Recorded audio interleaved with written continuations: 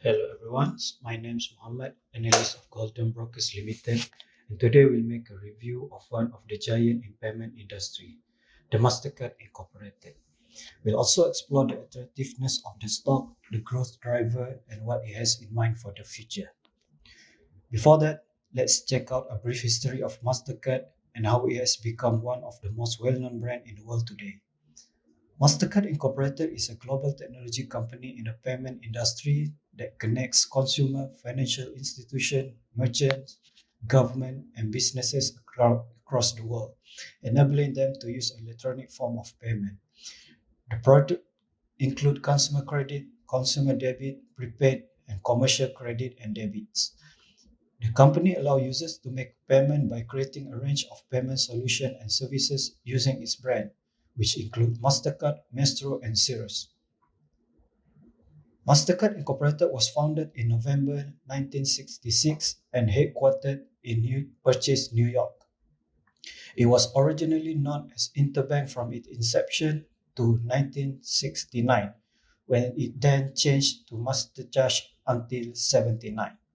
In 1979, Mastercard, the interbank card, was then renamed Mastercard. In 1983, the Mastercard became the first bank to use hologram as part of their card security. In mid-2006, Mastercard International changed its name to Mastercard Worldwide, and in July 2016, Mastercard introduced their new rebranding along with a new corporate logo. In addition, they changed their service name from Mastercard with capital letter M and C to Mastercard, all lowercase. The company had an IPO on May 25, 2006, selling 95 million shares at $39 each. Mastercard last issued its quarterly earning result on April 2008. The credit service provider reported $2.79 earning per share for the quarters, topping analyst consensus of $2.18. During the same quarter in the last year, the firm earned $1.74 EPS.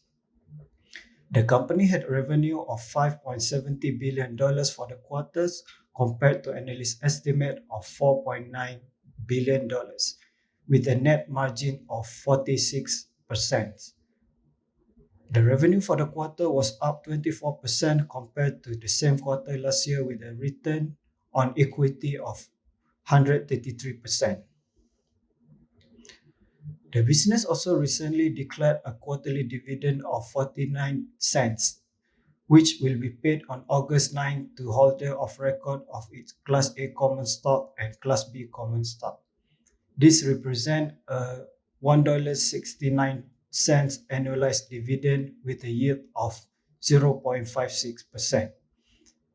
The company began to offer dividend in July 2013, starting at 60 cents per share biannually, before switching them to quarterly dividend for the subsequent year with 11 cents a share per quarter, followed by successive increases in each year payout. Today, the share price of the company was traded at around $316. It is traded on the NYSE under the symbol MA with a market cap of $308 billion as of June 2021. Next, how does the stock seem from a technical point of view? In its performance, Mastercard stock price growth has driven up by a staggering 216% in the last 5 years and up 20% in the last 3 years.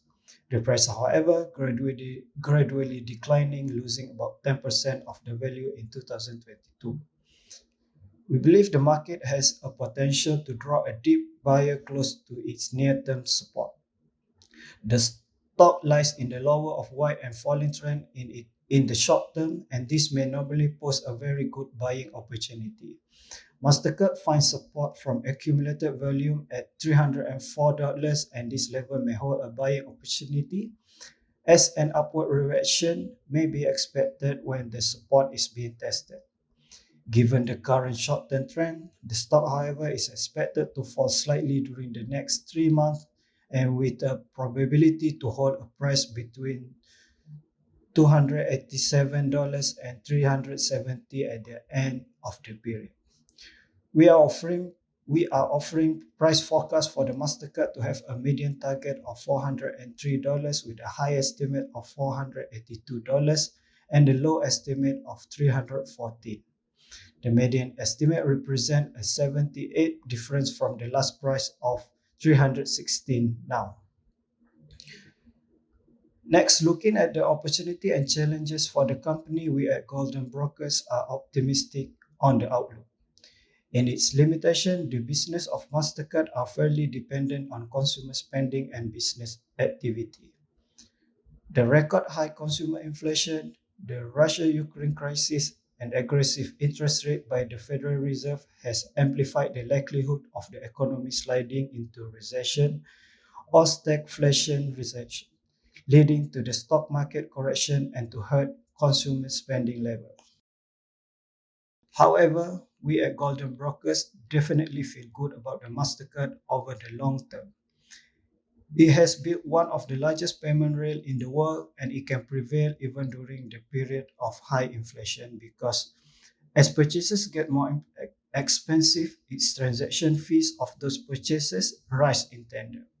A slowdown in consumer spending would be detrimental to its business, but the company is large enough to withstand a recession and has a bright future ahead with the shift to digital payment.